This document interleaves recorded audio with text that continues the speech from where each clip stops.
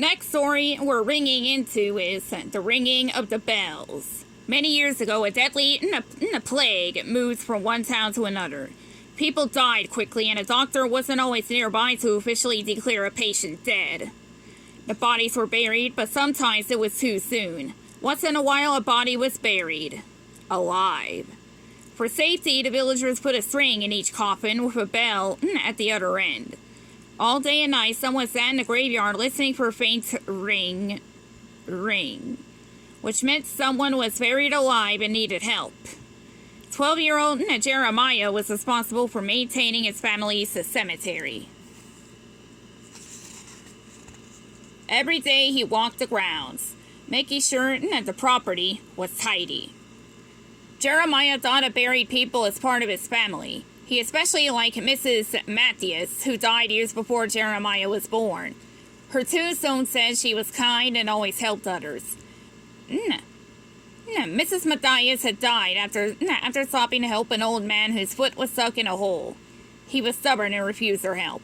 When Mrs. Matthias didn't give up, he grabbed her and hit her over the head with his cane. She died immediately and was buried there in the graveyard. Sitting next to her tombstone comforted Jeremiah and gave him a perfect view of the cemetery. He laid a blanket near Mrs. Matthias, settled in, and closed his eyes, listening for the sound of a bell. Most nights were quiet, but one night he heard a noise coming from the road. Ugh.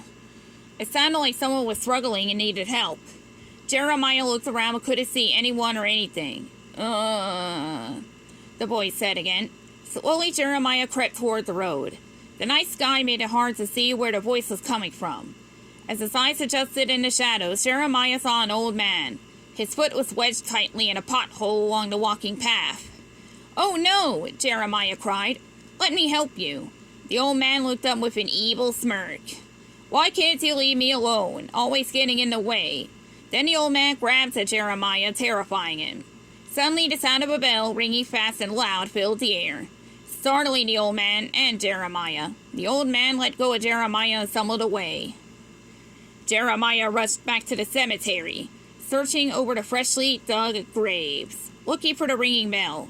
To his surprise, the ringing sound was coming from the direction of his blanket.